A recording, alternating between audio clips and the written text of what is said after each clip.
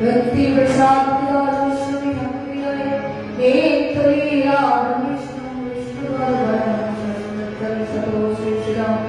जगद्गुरु भक्ति सिद्धांत सरस्वती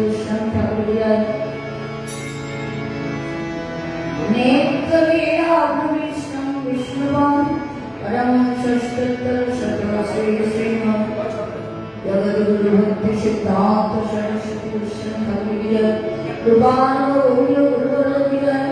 जय गुरुनाम शिवनाम संकीर्तन किया है फूल करताल किया है समागत भक्त किया है गौर भक्त किया है अनंत विष्णु वृंद किया है जय जय श्री श्री भक्ति वचन किया है हिताय गौर ब्रह्मानंदे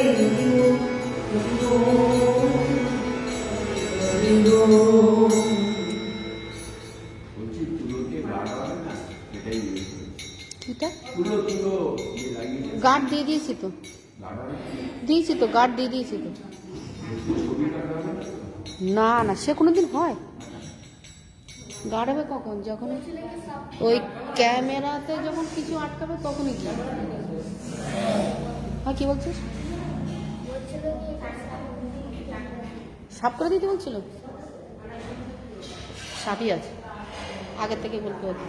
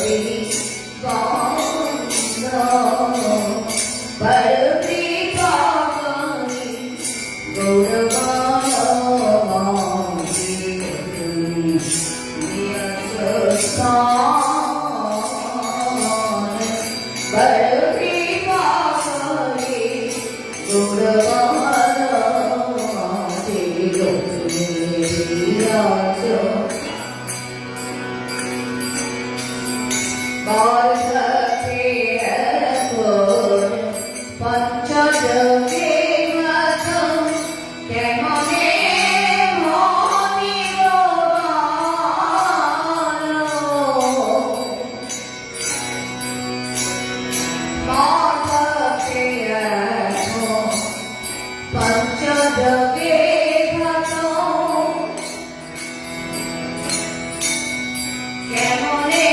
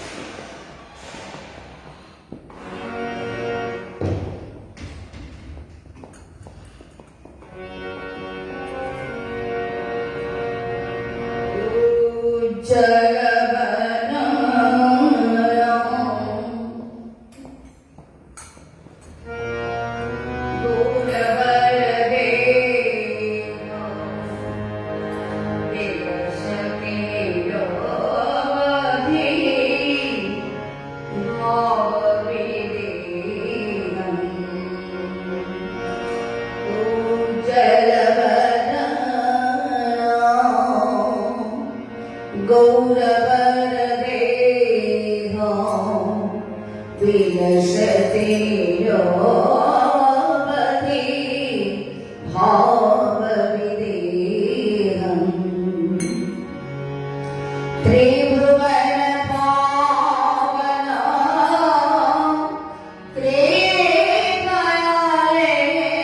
त्रिदयालेशम् त्रिभुवन पावना त्रिदयालेशम् तं प्रणमामि च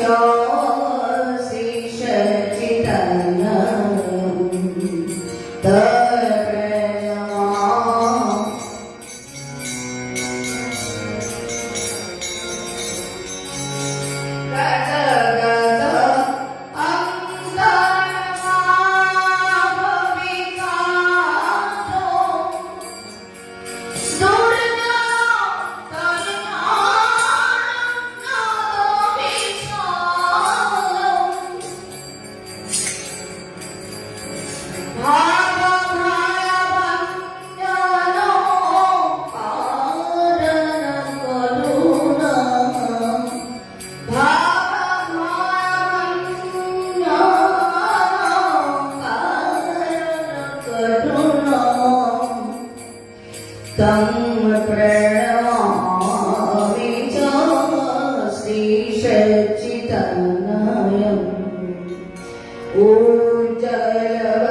उज्ज्वलवदनं पूर्णवरदेहं विलसते नवधि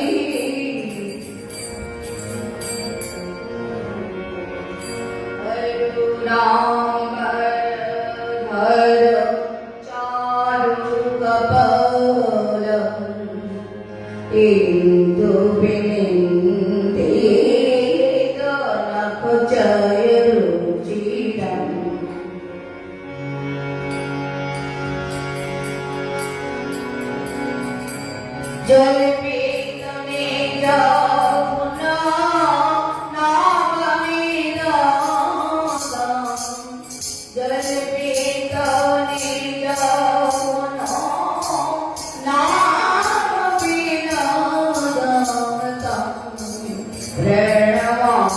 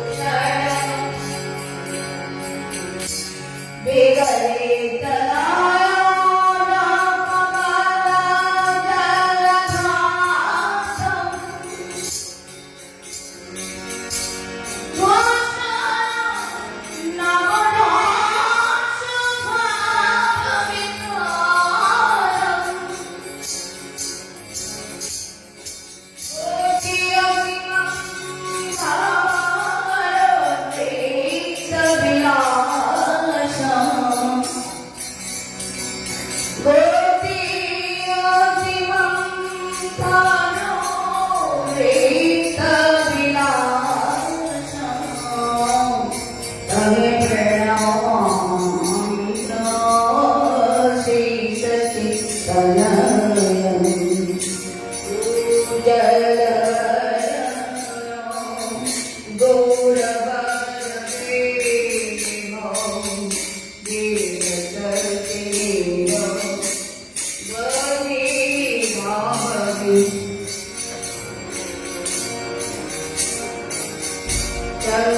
चल चारु चरणवती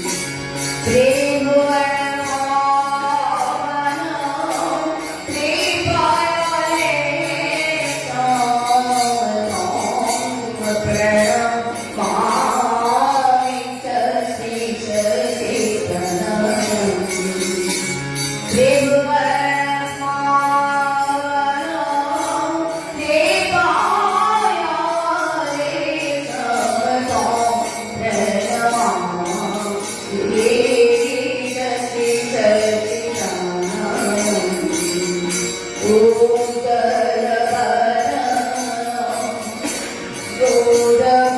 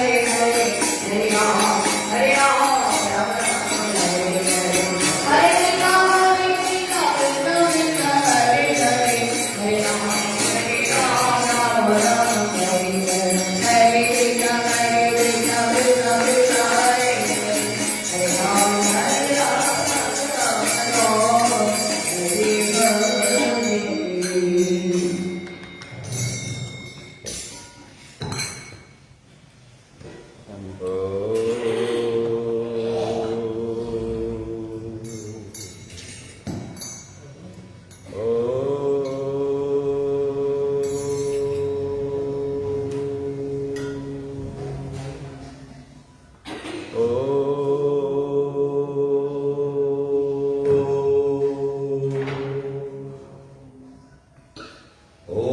तमेव विदित्वा विवित्तमेति नन्नपन्था विद्यते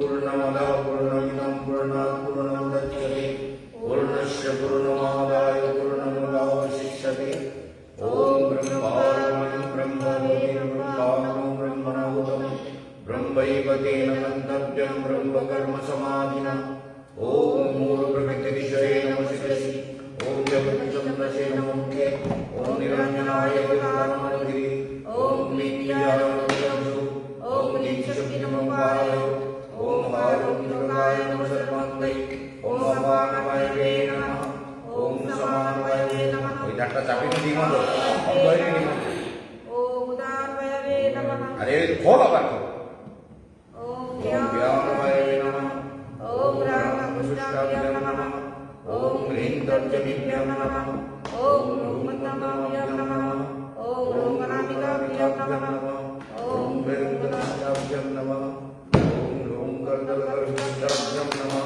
ॐ नमः शिवाय ॐ नमः गङ्गाधराय ॐ नमः शशिशेखराय ॐ नमः हरिभूषणाय ॐ नमः त्रिलोचनाय ॐ नमः वैष्णवीरपराय ॐ नमः मृत्युञ्जयाय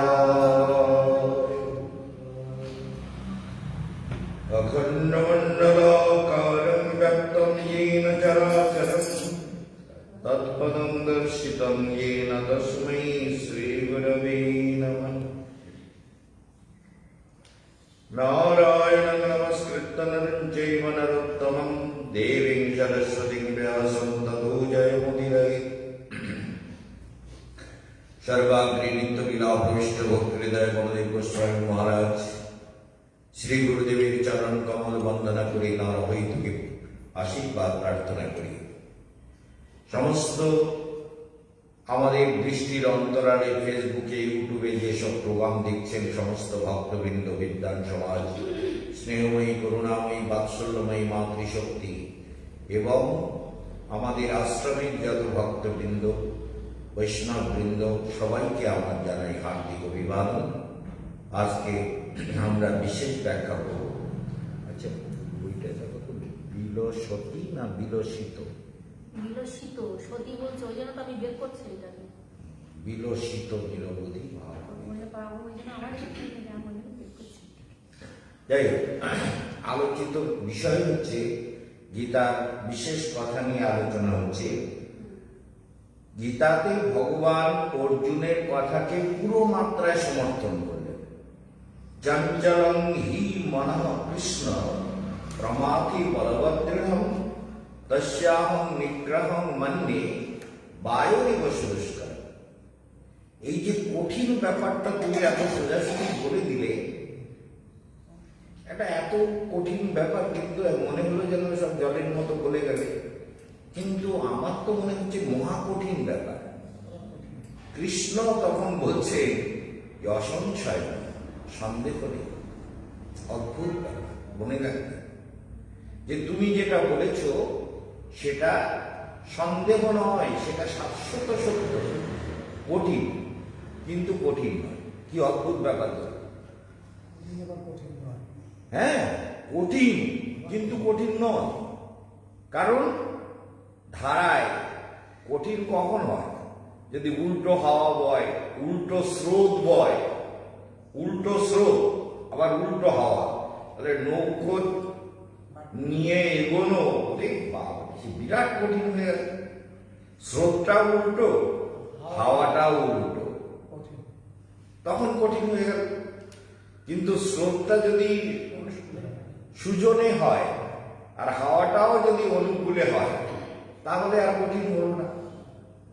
এই শাশ্বত সত্য, এই বেদ প্রণীত সত্য, এই ভগবানের বাণী, এইটা জীবের অন্তরে বুঝতে হবে। আর এটা কেশবানন্দ বারবার বলে যে একবার যদি ওই অনুকূল বায়ুতে নৌকা ছেড়ে দিতে পারো না, আর চিন্তা চিন্তা নেই, নৌকা পৌঁছে যাবেই যাবে, সহজ হয়ে গেল যুদ্ধ। তখন কি হয়ে গেল? একদম সহজ, উত্তমা সহজ অবস্থা। তখন আর কোনো কঠিন বলে মনেই হচ্ছে না। হ্যাঁ, বাধা প্রকৃতি তো সাহায্য করবে না, প্রকৃতি সাহায্য করবার জন্য নিরন্তর প্রস্তুত আছে, নিরন্তর। হ্যাঁ, কিন্তু প্রকৃতির সঙ্গে যোগ, মায়ার সঙ্গে যোগটা হতে হবে তো। কারণ মহামায়ার সঙ্গে যোগ হয়ে থাকলে মহামায়া পাক খাওয়াবে। জন্ম মৃত্যু কাল চক্রে দুজনের দুই রূপের দুই রকম প্রভাব। মহামায়ার সঙ্গে পড়লে ঘূর্ণি পাকে পড়ে জীব অনন্ত ক্লেশ ভোগ করবে, যন্ত্রণা, জন্ম মৃত্যু, জরা ব্যাধি, সব কিছু। তাহলে কিরকম যোগটা এমনই সুন্দর ব্যাপার যে একবার অনুকূল স্রোত ভেতর থেকে তৈরি করতে পারলেই হল। মানে হৃদয়ের মধ্যে অনুকূল স্রোত তৈরি করতে হবে, মনের মধ্যে অনুকূল স্রোত তৈরি করতে হবে। কি বোঝা গেল? স্রোত তৈরি করতে হবে। অনুকূল স্রোতে যদি আমরা আমাদের জীবনকে চালাই, তাহলে গড়গড় গড়গড় করে নৌকো ভগবানের কাছে পৌঁছে যাবে, তাই না? কোনো সমস্যা নেই। এই জন্য অনুকূল স্রোত তৈরি করতে হবে। মনে থাকবে তো কথাটা? যত সাধনা করবে, যত মন্ত্র জপ করবে, কি গোসাই রাধাকান্ত প্রভু মনে হচ্ছে তো ঠিক? ভগবান কি বলছেন জানো? যে দেখো, অসংযতাত্মনা যোগ দুষ্প্রাপৈতি মে মতি। যারা অসংযত চিত্ত, যারা অনুকূল স্রোতে জীবনকে নৌকো সাজালো না, ঠিক মতো পাল তুললো না, ঠিক মতো স্রোতে ভাসালো না, ঠিক মতো সঙ্গ পেল না, ঠিক মতো শাস্ত্র অধ্যয়ন করলো না, সে ঠিক মতো ভেতরে মন্থন করলো না, চিন্তন করলো না, বিচার করলো না, তাহলে কি হবে? তার জন্য দুষ্প্রাপ, তার জন্য কিন্তু এটা একেবারে অসম্ভব, দুষ্প্রাপ্য ব্যাপার। কিন্তু এই যে অদ্ভুত কথা ভগবান বলছেন, হ্যাঁ, কেশবানন্দ মহারাজও বলছেন, তার মানে যত সাধনা করবেন আপনার প্রত্যেকটা কথা ভগবানের কথার সঙ্গে মিলে যাবে, বেদের সঙ্গে মিলে যাবে। আপনি বেদ বিরুদ্ধ কথা বলতেই পারবেন না, আপনার মুক্তি আসবে না। প্রকৃতি আপনাকে বলতে দেবে না, প্রকৃতি আপনাকে সব সেই কথাই বলাবে যা নিত্য সিদ্ধ, নিত্য প্রমাণিত, নিত্য বেদ প্রণীত, যাহা ভগবান কর্তৃক প্রতিষ্ঠিত, সেই কথা। কেশবানন্দ কি বলে? যোগ দুরূহ ব্যাপার ঠিকই, কিন্তু একবার যোগে ঢুকে গেলে আর কোনো সোজা, তখন সোজা গাড়ি দৌড়াচ্ছে, আর অ্যাক্সিডেন্ট হবে না, আর কোথাও পড়বে না, আর কোথাও ভাসবে না। এই জন্য মনে রাখতে হবে যে অসংযতাত্মনা যোগ কাদের জন্য কঠিন? যারা অসংযত, যারা চেষ্টা করছে না, যারা ধ্যান করছে না, যারা হরিকথা শুনছে না, যারা ইউটিউবে ফেসবুকে মহারাজের প্রোগ্রাম শুনছে না। শুনবে না তো কঠিন হবে না, কি হবে? আরে জীবনটা আমাকে যদি বলা হয় এখন যে এই এই যে কাজগুলো আমি একসময় খুব করেছি, সেই কাজগুলো এখন করতে গেলে আমার পক্ষে কঠিন, শরীর সেইভাবে নেই, অপারেশন, হার্টের অপারেশন হয়ে গিয়ে এখন যদি আমি মশলা মাখাতে যাই, তো মশলা মাখাতে গেলে কোদাল জোরে টানতে গেলে বুকের যন্ত্রণা শুরু হয়ে যায়। একটা হচ্ছে দু হাতে দুটো ভারী অ্যাটাচি, অনেক সময় আমিও পরোয়া করি না, দুটো ভারী অ্যাটাচি নিয়ে তুলে মালপত্র তুলে, হ্যাঁ, সব করেছি, করি, কিন্তু করার পরে বুকে যন্ত্রণা হয়। কারণ এগুলো তো তার দিয়ে বাঁধা হাড়গুলো, যারা ওপেন হার্ট সার্জারি করে তো তার দিয়ে হাড়গুলোকে তার দিয়ে বেঁধে দেয়, বাঁধাই আছে এইভাবে। তাহলে কি জুড়েছে না জুড়ে যাওয়া হয়েছে, কিন্তু ব্যথা করে। ভারী জিনিস যদি দু হাতে তোলা যায় তাহলে বুকে ব্যথা করে। এই যখন আমি এইটাকে জোরে জোরে টানি না, তখন এখানটা একটু ব্যথা করে, এই জায়গাটা, এই তবু টান বই, যতদিন মরেগা নেই ততদিন ছোড়েগা নেই, যতদিন না বলবো ততদিন সাধনা করবো। তাদের কি হয়েছে? জগতে তো মৃত্যু হবে, তো সাধনা না করে মরে লাভ কি? ভজন না করে মরে লাভ কি? যোগ উপাসনা না করে মরে লাভটা কি? বেঁচে থেকে লাভটা কি? বরং পঞ্চদিনানিচ, ভগবানেতে ভক্তি করে যদি 5 দিনও বেঁচে থাকা যায়, নৌতু কল্প সহস্রানি ভক্তিহীনস্য কেশব, সহস্র কল্পকাল ভক্তিহীন হয়ে ভগবান থেকে বঞ্চিত হয়ে জগতে বেঁচে থেকে লাভ নেই। নৌতু কল্প সহস্রানি ভক্তিহীনস্য কেশব, মনে থাকবে তো? হ্যাঁ, ম্যাডাম করে বলতেছিস, সোজা হয়ে বল, সহজ কথা। অনেক কাল বেঁচে থেকে কি হবে যদি ভগবানেতে ভক্তি না হয়? মরেই গেলাম, তাতে কি হবে? ভক্তি, ভগবানকে ধ্যান করতে করতে হৃদয়টা এমন করে নাও যা মৃত্যুটাও অমৃত রূপে দেখা দেয়, অমৃত রূপে এসে যায়, কোনো চিন্তা নেই। সেই জন্য ভগবান বলছেন অসংযত আত্মনা যোগ দুষ্প্রাপ ইতি মে মতে, এটা আমার মত, তাদের জন্য দুষ্প্রাপ্য, তাদের জন্য অসম্ভব, মহা কঠিন, যারা অসংযত চিত্ত।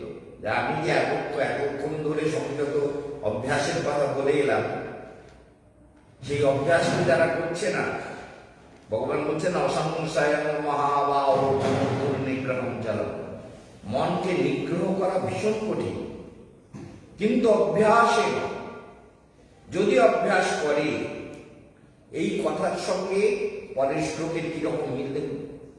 যে অভ্যাস করবে, অভ্যাস করলে বৈরাগ্যেন চ গৃহ্যতে, অভ্যাস আর বৈরাগ্য, কি বলেছি? অভ্যাস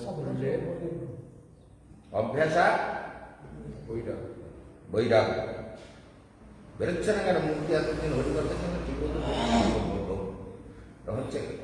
অভ্যাস আর বৈরাগ্য, বৈরাগ্য মানে কি? দৃঢ়তা।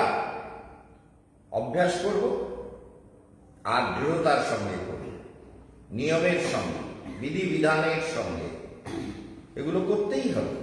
অভ্যাসেন উপন্তেয় বৈরাগ্যেন চ গৃহ্যতে, অভ্যাস আর বৈরাগ্য যোগের দ্বারা এটা সম্ভব, এটা অবশ্যই সম্ভব। কিন্তু যারা অভ্যাস করবে না তাদের জন্য অসম্ভব। ওই যে বলছে অসংযত আত্মনা যোগ, অসংযত চিত্ত যারা, এই কথাগুলো আমাদের ভেতরে শুল ফুটিয়ে ফুটিয়ে ঢোকাতে হবে, রক্তে কণায় কণায় ঢুকিয়ে দিতে হবে, যে অসংযত চিত্ত হয়ে যদি বেঁচে থাকি তাহলে কিন্তু যোগ সহজ হবে না, সাধনা সহজ হবে না, ভগবানকে সহজে পাওয়া যাবে। অসংযত আত্মনা যোগ, তাহলে অসংযত চিত্ত যে, তার দুষ্প্রাপ্য ইতিমেমতি, আমার মত, আমি বলছি, তার পক্ষে কঠিন।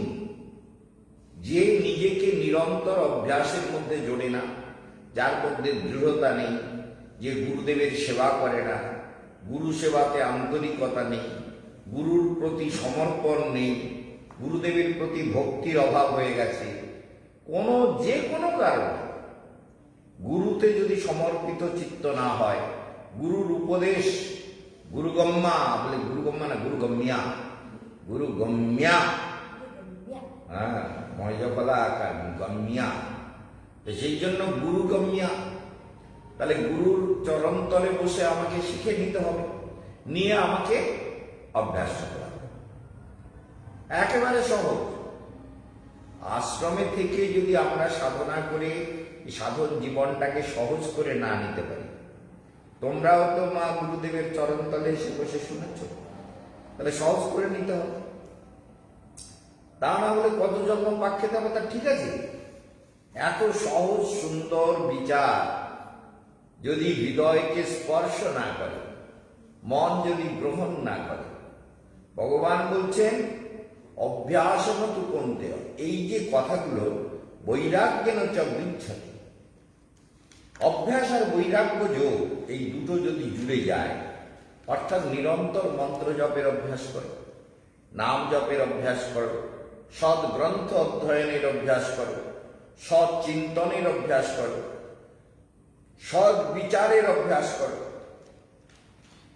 এই জন্য জ্ঞানের 7টা ভূমিকে নিয়ে বারবার আলোচনা হচ্ছে: শুভেচ্ছা, সুবিচারণা, তনুমানসা, অসংশক্তি, সত্তাপত্তি, পদার্থ ভাবিনী আর তুর্যগা। তুর্যগা 7ম স্তর। এই অবস্থাটায় পৌঁছতেই হবে, টার্গেট তো ওইখানে। তুর্যগা মানে তুরীয় অবস্থা, ইউনিফাইড ফিল্ড, 4th ডাইমেনশন। সমস্ত কিছুর পরপারে 4th ডাইমেনশনে পৌঁছে যেতে হবে, যেখানে এই তৃতীয় মান, পৃথিবীর তৃতীয় মানের ভূমিকাকে ওভারকাম করে যাবে। কি সুন্দর কথা, কি সুন্দর লজিক, কি সুন্দর বিচার, কি সুন্দর ভগবান আমাদেরকে সহজ করে দিচ্ছেন। এখন এটা যদি নিরন্তর মন্থন করি তো ভগবানকে পেয়েই যাব, একদম হাতে, একদম বিবেকানন্দের হাতে ভগবান। ভগবান দেখা দাও, হাতের মধ্যেই ভগবান ফুটে উঠবে একেবারে। ভগবান সূক্ষ্মরূপে হাতের মধ্যে দেখা দিতে বাধ্য। প্রতিনিয়ত স্বপ্ন দেখি নানান রকম মঠ, মন্দির, আশ্রম প্রতিষ্ঠা। রাধাকুণ্ডের স্বপ্ন দেখি অদ্ভুত ধরনের। সে রাধাকুণ্ড তো এইরকম না। আমি যে রাধাকুণ্ডকে স্বপ্ন দেখি তাতে দেখি কুঞ্জ, জঙ্গল, মাঝখানে আমাদের একজন মহারাজকে দেখি যে রাধাকুণ্ডে তিনি পৌঁছে গেছে। সত্যি সত্যি তাকে আমি যতবার দেখি, তিনি হচ্ছেন রাধাকুণ্ডের ঠিক মানে উত্তর, বলছি পূর্ব, তো পূর্ব, পশ্চিম, উত্তর, হ্যাঁ উত্তর দিকে আমি ওই মহারাজকে দেখতে পাই। তিনি হলেন পুরী গোস্বামী মহারাজ, পুরী মহারাজ। তাই পুরী মহারাজ চোখ বন্ধ করে হরিকথা বলতেন, চোখ বন্ধ করে অজরে কাঞ্চনার হরিকথা বলতেন। কোনো সময় চোখ খুলতেন না। বুড়ো হয়ে গেছে, 100 বছর বেঁচেছিলেন, আবার দেহ রাখলেন। তা আমি ওনাকে দেখতে পাই রাধাকুণ্ডের ওই কুঞ্জে, স্বপ্নে দেখি। রাধাকুণ্ডটা কিরকম দেখি? রাধাকুণ্ডটা দেখি মানে বেশ বড় একটা কুণ্ড এবং তার চারিদিকে ঘাট এবং তাতে গাছ, আর সেটা উঁচু পাহাড়ের মতো, বেশ খানিকটা উঠতে হয়। এরকম এই রাধাকুণ্ড যেরকম উঠতে হয় না, এরকম দেখি না, দেখি একটু উঠতে হয়। সেখানে আবার পান্ডারা আছে, সেখানে আবার সাঁতার কাটার, সুইমিং করার, আবার আশেপাশে রাধাকুণ্ডের পাশাপাশি ছোট ছোট মন্দির আছে। একটা শিবের মন্দির আছে রাধাকুণ্ডের পূর্ব দিকে, আমি একটা শিব মন্দিরকে দেখতে পাই। সব একদম জীবন্ত।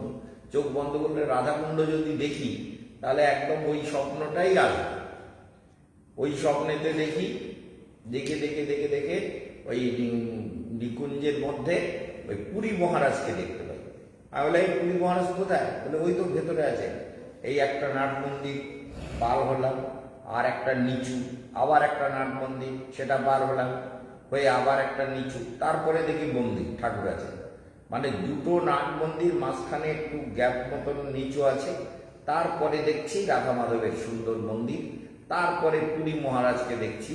সেই মন্দিরের পাশেই আর কি পুরী মহারাজ রয়েছে। পুরী মহারাজকে গিয়ে প্রণাম করি। স্বপ্ন দেখলে পুরী মহারাজকে দেখতে পাই। আবার এরকম মানে মনে রাখতে হবে যে যোগ অভ্যাস করলে সব দিব্য স্বপ্ন। একটা স্বপ্ন দেখি মানে এই স্বপ্নগুলো আমার একেবারে মানে স্বভাবের সঙ্গে হয়ে আছে। ওই স্বপ্নগুলো আমি দেখি মানে একবার না, প্রচুর। এই জন্য স্বপ্নগুলোর সঙ্গে আমার স্বভাব মিশে আছে। এরা রাধাকুণ্ডকে ওই রকম ভাবে দেখি, কি সুন্দর। আবার দেখি রাধাকুণ্ডের ওখানে উপর থেকে চড়ে এসে একটা বিরাট মন্দির, বিশাল। সে মন্দির অনেক উঁচু, তার পাশ দিয়ে রাস্তা, তার ওপাশে আর একটা মন্দির। মন্দিরগুলো এত সুন্দর, এত মনোরম। পাশ দিয়ে গিয়ে আবার আমি দেখছি, বলে এইটা বিড়লা মন্দির। বিড়লা মন্দির মানে বিড়লা মন্দির, বিড়লা মন্দির তো এরকম না। তার ভেতরে ঢুকে গিয়ে দেখছি, মানে ভেতরে নিচে আন্ডারগ্রাউন্ডের ভেতরে ঢুকে দেখছি কি সব দিব্য ঠাকুরের মূর্তি, সব ওই বিড়লা মন্দিরের নিচে। অথচ বিড়লা মন্দির, এরকম কোনো বিড়লা মন্দির আমি জীবনেও দেখিনি। অথচ নিচে সব আন্ডারগ্রাউন্ডে সব মানে সব ঠাকুরের মূর্তি। আর সে বিড়লা মন্দিরের ওই নিচের থেকে উপরে উঠলে রাস্তা, আর ভেতর দিয়ে গেলে অনেকটা অনেকটা রাস্তা, সব ওই মানে ভেতরে সব ঠাকুর মন্দির সাজানো, চারিদিকে এদিকে ওদিকে সুন্দর করে সাজানো। সেইগুলোকে দেখতে দেখতে দেখতে দেখতে দেখতে দেখতে যখন বেরিয়ে যাই, তখন বেরিয়ে গিয়ে দেখি যে বেশ মানে বাগান টাগান, ফলের ফুলের বাগান এরকম দেখি। তারপরে নন্দগ্রামকে যখন স্বপ্নে দেখি, পিকুলিয়ার সব স্বপ্ন। নন্দগ্রামকে স্বপ্ন দেখি, নন্দগ্রামকে এরকম দেখি না। নন্দগ্রামকে দেখি যে সেখানে স্নিগ্ধ আলো আর ছোট ছোট লাইট ঝিলমিল করছে, আর পাহাড়টা অতটা ছোট না, পাহাড়টা অনেকটা বেশ লম্বা। মানে ওই দিকটা নিচু, ওই নিচু পাহাড়ের থেকে যেরকম ওই গোবর্ধন পর্বত রাধাকুণ্ডের দিকে নিচু হতে হতে উঁচু হয়ে গেছে, ওই রকম ধরনের কিন্তু ওই রকম নয়। সেটা হচ্ছে এরকম একটা ওই ধরনের আর কি, কিন্তু পাহাড়। আর পাহাড়ে গা দিয়ে যাচ্ছি, যেতে যেতে যেতে দেখা যাচ্ছে যে নন্দ বাবার এইবার মন্দির এসে গেছে। আমি বাহ, এবার নন্দ বাবার পাড়া ঝলমল করছে, গেট খোলা, বিরাট গেট। সেই গেটের মধ্যে ঢুকলাম, চারিদিকে ছোট ছোট আলো জ্বলছে, অনেক আলো পাহাড়ের গায়ে। সেই আলোর ভিতরে মন্দিরে প্রবেশ করে গেলাম। এগুলো আগেও বলেছি, শুনেছি এটা তো। মানে এগুলো, এই স্বপ্নগুলো আমার কাছে জীবন্ত হয়ে আছে, এগুলো আমি কোনোদিন ভুলি না। এই স্বপ্ন প্রায় দেখি, চোখ বন্ধ করলে ভাবি ওইগুলো। আবার কখনো কখনো দেখি স্বপ্নের মধ্যে আমাদের একটা এমন জায়গায় চলে গেছি, গিয়ে দেখছি অনেক ভক্ত। তো সেখানে গিয়ে প্রোগ্রাম করে তারপরে আমি যখন আসছি, এসবের অদ্ভুত ফসল আমি জীবনে পেয়েছি। এই স্বপ্নগুলো সব জীবনে অনেক কিছু ইন্ডিকেট করেছে। যেমন বদ্রীনাথ, এই স্বপ্নগুলো বহুবার বলেছি। একবার দেখছি বদ্রীনাথে যাচ্ছি, এখন মেন রোড থেকে বদ্রীনাথের পাহাড়ের রাস্তায় চড়তে চড়তে দেখছি যে বদ্রীনাথে যাওয়ার জন্য গঙ্গার উপরে একটা ব্রিজ হচ্ছে, বিরাট ব্রিজ। অথচ বদ্রীনাথের রাস্তায় কিন্তু এইরকম বড় গঙ্গা নেই, অথচ ব্রিজটাও হবে কমসে কম 1-1.5 মাইল জুড়ে। কাজ করছে, প্রচুর লেবার কাজ করছে, 1.5 মাইল মতো গঙ্গা, তার উপরে ব্রিজ তৈরি হচ্ছে, ঢালাই হচ্ছে, কত কাজ হচ্ছে। আমরা তখন বললাম তাহলে বাসটা এখানে থাক, এখানে আমরা রান্না করি, গঙ্গায় স্নান করি, আর এইখানে রান্না বান্না হোক। এবার একটা গাছে, একটা বড় গাছ পড়ে আছে, সেই গাছটার উপরে আমার আসন দিয়েছে, ওর উপরে বসে আমি ভক্তদের হরি কথা বলছি, আর ওদিকে রান্না হচ্ছে। এবার ওর মধ্যে থেকে গিয়ে গঙ্গায় স্নান টান করে সবাই এলো। এবার আমি এসে, এগুলো হচ্ছে বহুবার দেখা, বহুবার। এই জন্য এই স্বপ্নগুলো আমি ভুলি না। এই স্বপ্নগুলোর সঙ্গে আমার আত্মার একটা এমন সম্পর্ক হয়ে গেছে। তাই আমি দেখি, আচ্ছা বদ্রীনাথে। তারপরে যাই হোক, রান্না বান্না করে খাওয়া দাওয়া করে আর একদিন দেখছি বদ্রীনাথে পৌঁছে গেছি। তা পাহাড়ের উপরে বদ্রীনাথ, কিন্তু প্রচুর মন্দির আছে, ঠাকুরগুলো সব লুকিয়ে আছে। কোথায় লুকিয়ে আছে? এরকম মানে ছোট ছোট একটা করে এরকম গুহা মতন আছে পাহাড়ের উপরে। মানে ওর নিচে নেমে গিয়ে ঠাকুর দর্শন করতে হবে, মানে নিচে যেতে হবে, তার কোনো সিঁড়ি নেই। তাহলে তো মহা মুশকিল, ভক্তরা কি করে যাবে? আমি না হয় ঝুলে নেমে যাবো, গিয়ে ঠাকুর দর্শন করবো। আর দেখুন সবাইকে কিন্তু ওই ঝুলে ঝুলে নিচে গিয়ে ঠাকুর দর্শন করতে হবে। কিন্তু ওই ঝুলে গিয়ে নিচে গিয়ে ঠাকুরকে দর্শন করে প্রণাম করে প্রণামী দিয়ে উঠে এলাম। ওটার থেকে আর একটা গেলাম, সেটাও আবার ওই রকম, একই রকম সব। ওই ঠাকুর গাড্ডার মধ্যে গিয়ে আমার ভয়ে লুকিয়েছে, যার ভক্তিতে লুকিয়ে ভগবান। ওই গাড্ডা, এটার থেকে ওই গাড্ডায়, ওই গাড্ডার থেকে ওই গাড্ডায়, ওই গাড্ডার থেকে ওই গাড্ডায়, অনেক জায়গায় ঘুরে টুরে। তারপরে বলছে অনেক অনেক দর্শন হয়েছে, আর দর্শন করতে হবে না, চলো। ওই পাহাড়ের মধ্যে একটা মানে মন্দির, চূড়া নেই, কিন্তু ওই গর্তের মধ্যে ঢুকেই ঠাকুরকে দর্শন করতে হবে। মানে ওই পাহাড়ের পাথরের থেকে নিচে নামতে হবে, বেশ খানিকটা নিচে, 6 ফুট 7 ফুট নিচে, অতটা নিচে নেমে গিয়ে তবে ঠাকুর। তার আবার সিঁড়ি নেই। কি সমস্যাটা চিন্তা করবে। তার মানে এগুলো জীবনের ইন্ডিকেশন যে কিছু একটা ঝামেলা আসছে, সহজে সিঁড়ি পাবে না, অর্থাৎ সহজে সাফল্য পাবে না। তোমাকে লড়তে হবে এবং ঝুলতে হবে এবং নিচে যেতে হবে। আবার কখনো কখনো স্বপ্ন দেখছি, এই গেছি প্রচুর লেকচার হয়ে টুয়ে, তারপরে ফিরে আসছি, আহা, সঙ্গে কি এক দুজন আছে, আর রাস্তা দিয়ে আসছি, চারিদিকে গাছ, লাইন দেওয়া গাছ, আর মেঘটা যেমন মানে গ্রীষ্মকালে যখন মেঘ হয়, সে শীতল মেঘ, ছায়া ছায়া ছায়া আলো, সন্ধ্যার আগে পৃথিবী বেশ শান্ত, সেরকম শান্ত আলোর মধ্যে দিয়ে রাস্তা দিয়ে আসছে। আর রাস্তার দুপাশে, রাস্তাতে জল উঠেনি, রাস্তাটা কিন্তু রাস্তার কানায় কানায় জল, কানায় কানায় জল, আর সেই শীতল রাস্তা দিয়ে চলে আসছে। চিন্তা করুন, এই জন্য এই যে দর্শন, এই যে স্বপ্ন, এই স্বপ্নের দ্বারা কি ইন্ডিকেট করছে? যে তোমার মধ্যে কোনো অভাব থাকবে না, তোমার রাস্তা সহজ করে দিলাম। আর তোমার এই জল, জল মানে কি? ঐশ্বর্য, সম্পদ, সবকিছুতে পূর্ণতা আসবে। ইন্ডিকেশন, এই ইন্ডিকেশনে সোজা চলে আসছে। আবার একদিন ইন্ডিকেশন দেখছি, ওরে বাপরে, স্বপ্ন দেখছি এক জায়গায় লেকচার হবে, সেটা আবার আমাদের হিঙ্গলগঞ্জ মঠ। হিঙ্গলগঞ্জ মঠে এত বড় প্রোগ্রাম হচ্ছে, প্রচুর লোক এসছে। এই স্বপ্নগুলো আমার কাছে একেবারে জীবন্ত হয়ে আছে, প্রচুর লোক। কিন্তু বর্ষা হচ্ছে কি, ভীষণ মুষলধারে বর্ষা হচ্ছে। আর আমার লেকচার হবে, শুনবে বলে প্রচুর লোক এসে গেছে। আর আমি চিন্তা করছি, এত লোক এসছে, এখন এই স্টেজ করি, মানে আমাকে কেউ দেখতে পাচ্ছে না।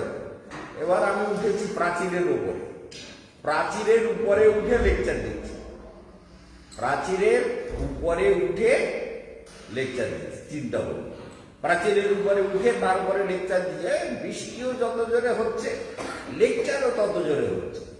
যাবে কোথায়? ছড়ে গেল। লেকচার হচ্ছে, হতে হতে কত লেকচার হলো, হওয়ার পরে ঘুমিয়ে গেল। তারপরে এইরকম মানে স্বপ্নগুলো এক এক সময় অদ্ভুত স্বপ্ন। এক সময় দেখছি এই আমাদের এই গায়ত্রীদের মন্দিরে ওইখানে গেছে, দেখি মানে ললিতার মন্দির, ওখান থেকে গিয়ে গায়ত্রীদের মন্দিরে গেছে, ওখানে রান্না বান্না হচ্ছে। বলছে মহারাজ প্রসাদ পাবেন না? তাহলে না, আমাদের এক গুরু ভাইয়ের বাড়িতে রান্না হচ্ছে, ওখানে প্রসাদ পেতে হবে। তা দেখছি ওদের ওখানে পুকুর যেটা আছে, পুকুরটা জলে থই থই করছে, মানে সেটা হচ্ছে ওই বজবজে একটা পুকুর আছে, পুকুরটা জলে একদম ভরে আছে, বেশ ভালো লাগছে। আর সামনে একটা বড় হল, আগের হলটা ওদের ওখানে গিয়ে দেখেছি একরকম হল, কিন্তু স্বপ্নে দেখছি হলটা অদ্ভুত ধরনের একটা হল। সেই হলটার মধ্যে সবাই প্রসাদ পাবে, এরকম ব্যবস্থা। আর তার পাশ দিয়ে ঘরও আছে, আগেও ছিল, কিন্তু এই হলটা ভারী সুন্দর। তো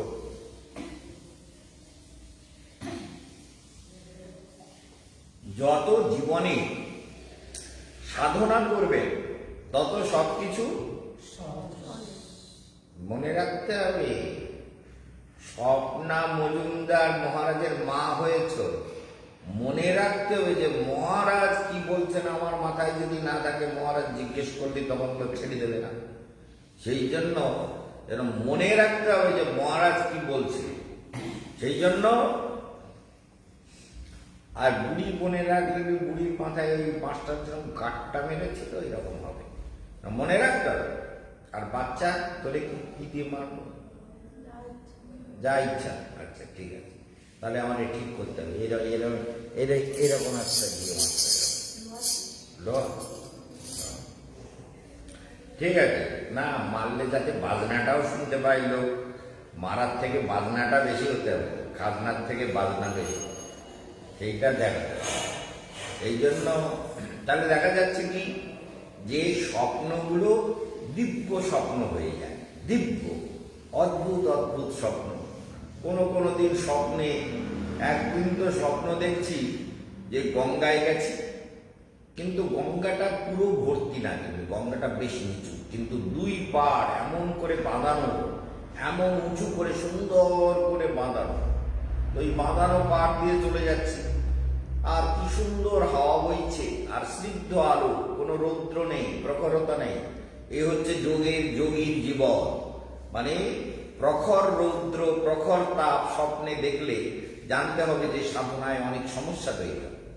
আর বেশ শীতল আলো, কোনো প্রখর আলো দেখি না, শীতল স্নিগ্ধ আলো, যেমন মেঘ হয়ে আকাশে যখন শীতল একটা হাওয়া বয়, সেরকম একটা আলো। তার মধ্যে দিয়ে যাচ্ছি, যেতে যেতে যেতে যেতে খুব ভালো লাগছে, আনন্দে যেতে যেতে। তারপরে সবাই বলছে এখানে যাত্রা হবে, সব দেবতারা এখানে এসে, সব দেবতারা আছে, যাত্রা হবে। দেবতারা তাদের দেখে আছি, তারা দেবতারা কিরাম আছে। এবার গেছি দেবতাদের দেখতে, গিয়ে দেখছি সবার মাথায় মুকুট টুকুট পরা। এই দেবতারা কিন্তু আমি যখন ওই বেলভিউ নার্সিংহোমে ভর্তি ছিলাম, তখনও দেবতারা বিভিন্ন রূপে ওখানে এসেছিল, একদম বাস্তব। সেই সময় বকুনির দেবতারা সব মাথায় মুকুট পরা, আর সব সাদা ড্রেস, সব আমাদের নিজেদের লোক মনে হচ্ছে, কিন্তু সবার মাথায় মুকুট পরা, আর ড্রেস ফ্রেস সব সাদা, সব ঢাকা, সুন্দর করে মুকুট পরা সব দেবতারা এসছে।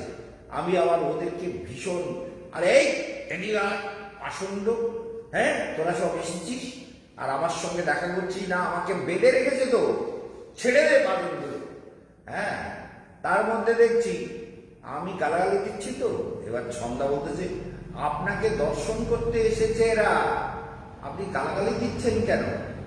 অথচ ছন্দা কিন্তু সেখানে নেই, ছন্দার নামগন্ধ নেই। রাত্রে স্বপ্নে কি সেখানে বেলভিউতে ঢুকতে দিয়েছে কাউকে? কিন্তু সব দেবতারা ওখানে দেখছি সামনে। আর ছন্দা বলতেছে, আপনি এরকম করে এদেরকে গালাগালি দিচ্ছেন কেন? এত এরা সব এসেছে আপনাকে দর্শন করতে, আপনি এরকম করে গালাগালি দিচ্ছেন। আর কি সমস্যা? এটা তো তোরা ছন্দা ওরে আরো রাগ করে গালাগালি দিচ্ছে, অসভ্য, এদিকে আয়, আমাকে বেঁধে রেখেছে, এগুলো খুলে দে। চিন্তা করুন স্বপ্ন কি ইন্ডিকেট করছে। তার মানে কেশবানন্দ তখনও কিছু বন্ধনে আটকে ছিল, এখন মুক্ত চেতনায় ধীরে ধীরে পৌঁছাচ্ছে। সেই জন্য কেশবানন্দ তখনও বন্ধনের অবস্থায় রয়েছে। সেই জন্য রাধারানী ফিরিয়ে দিল, একজনকে পাঠিয়ে বলে এই কাজ ঠিক করে দিল। তাহলে দেখুন, এই অসংযত আত্মনাযোগ, যারা অসংযত চিত্ত, তাদের জন্য যোগ ভীষণ কঠিন। আর যারা সহজ হয়ে গেছে, ধ্যান করছে, মন্ত্র জপ করছে, ঈশ্বর প্রণিধান করছে, ভগবানে সমর্পিত চিত্ত, ভগবান ছাড়া আর কিছু জানে না, যারা নিরন্তর বিচার করছে, মন্থন করছে, চিন্তন করছে, স্মরণ করছে, তাদের কি হবে? ভগবান বলছেন, দেখো বশ্যাত্মনা তু যততা শক্যবাপ্তুমুপায়তা, একেবারে সোজা, কোনো কঠিন নেই। যারা আমার কথা শুনে অভ্যাস করবে, যারা চিত্তভূমিকে বশ করার জন্য যত্ন করবে, মনে এমন কেন এলো, এমন কেন ভাবলাম, এমন কেন বিচার করলাম, এমন কেন চিত্তকে বিব্রত করলাম, এমন ভাবনা কেন ভেতরে এলো, এই বিচারগুলো যখন জীব করবে, তখন কি হবে? যোগ সহজ হবে, তখন সহজ হবে। তা নাহলে কিন্তু সহজ হবে না। গীতার অভ্যাস যোগের কথা শুনছেন, ভগবান বলছেন এই জীব অভ্যাস করো, অভ্যাস করো আর অভ্যাস করো, জপ করো, জপ করো আর জপ করো, নিজেকে তাপাও, তাপাও, তাপাও, কষ্ট করো। এই পড়া হয়ে গেছে কেন? একটা বই কেন? আর বই নেই? কি ওটা কম্পিউটার? ইংলিশ? ইংলিশ পড়ছিস তো ঠিক মতো? ঠিক আছে, ঠিক আছে। তাহলে দেখা যাচ্ছে কি বললাম এখনই? বল, শুনছিস তো, পড়া বন্ধ করে বল কি বলেছি। জপ করো, সব সময় জপ করো, তপ করো, মন্ত্র জপ করো, ঈশ্বর প্রণিধান করো। আর তুমি ভগবানের জপ না করো, তুমি তোমার পড়ার জপ করো। যে আমি কোনটা বললাম, মাথায় ঘোরাতে হবে, বুঝতে পেরেছ? কারণ পড়াশোনার জবটা আগে দরকার, আর গীতা পড়াটাও দরকার। গীতা পুরো মুখস্থ করে ফেলতে হবে, ঠিক আছে? গীতা পুরো মুখস্থ করে ফেলতে হবে একদম। এই যে প্রফেসরের 2 ছেলেকে ইস্কনে দিয়েছে, বলে 8 পাস করতে করতে একদম ওদের গীতা পুরো মুখস্থ করে দেয় ইস্কন। 8-এ পৌঁছতে পৌঁছতে গীতা পুরো মুখস্থ, তিলক করে, মাথায় টিকি রেখে, ধুতি পাঞ্জাবি পরে স্কুলে যায়। এই যে এই পাশে যে সঞ্জয় সিং প্রফেসর, আমাদের কলেজের ফিলোসফির প্রফেসর, ওর 2 ছেলে ইস্কনে পড়ে। बोले उनका पूरा गीता उनको कंठस्थ है, भागवत का बहुत हजारों श्लोक कंठस्थ कर देता है, और उनको इंग्लिश भी फर्स्ट क्लास इंग्लिश बोलते हैं। অক্সফোর্ড ডিকশনারি ইংলিশ শেখায় ওরা। তো সেই জন্য তাহলে দেখা যাচ্ছে যে গীতা পড়তে হবে, বুঝেছিস? গীতা মুখস্থ করতে হবে, হিন্দিতে গীতা রয়েছে। গীতা সব সময় জীবনের একটা সময় নষ্ট করবি না, এতটুকু সময় নষ্ট করবি না। এতটুকু সময় নষ্ট হওয়া মানে জীবনের একটা বিরাট কাল চলে যাওয়া। এই কথাটা যার ভিতরে না জাগে তাকে বড় করা খুব কঠিন। বড় হওয়া সংসারেতে কঠিন ব্যাপার। সংসারেতে বড় হয় বড় গুণ যায়। ছোটবেলার কবিতা, ছোট্টকালে এইসব কবিতা বলে সংসারে বড় হয় কে? বড় গুণ যায়। বড় যদি হতে চাও ছোট হও তবে, তাই না? ছোট হলে বড় হওয়া যাবে। সবকিছু শিখতে গেলে ছোট না হলেও অহংকারী লোক শিখতে পারে না। এক সময় শিখেছি, শিখতে গিয়ে আবার দেখা গেছে ভুল শিখে গেছে, মানে সে যে শিখিয়েছে সে ভুল শিখিয়েছে, পরে আবার সেগুলোকে শোধরাতে হয়েছে। এই শোধরানোটা বড় কঠিন। ওই যে আমরা গল্প বলি না যে দুজন গেছে গান শিখতে, এগুলো বাস্তব সত্য। মানে দুজন গান শিখতে গেছে, গিয়ে বলছে মাস্টারমশাই আমরা দুইজন বন্ধু আপনার কাছে গান শিখব। বলে খুব ভালো কথা, গান শিখব। তা তোমাদের কি গান টান শেখার কি ব্যাপার আছে? বলে মাস্টারমশাই আমি সারে গামা পাধা দুটো একটা রাগ টাগ ইত্যাদি একটু জানি, বাজাতে পারি।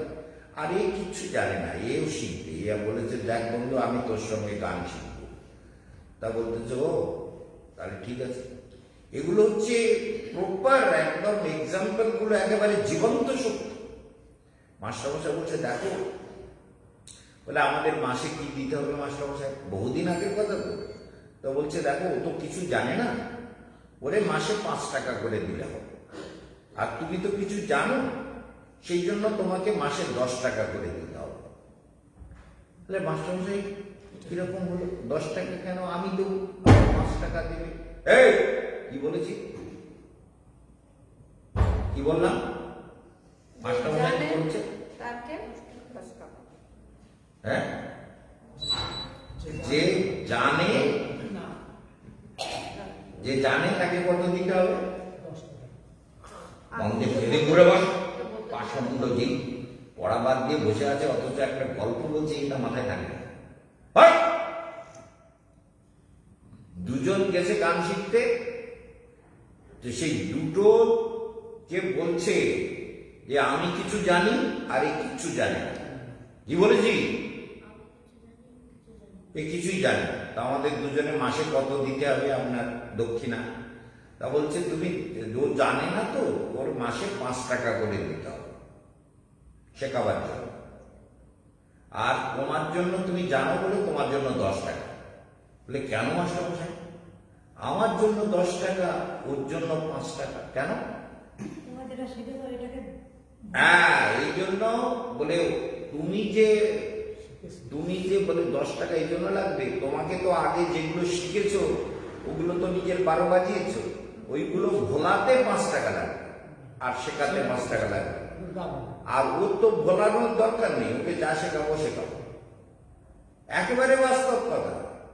আমরা যদি একবার ভুল শিখে যাই একবার, তাহলে সেইটাকে শোধরাতে গেলে কিন্তু ডবল খাটনি হয়।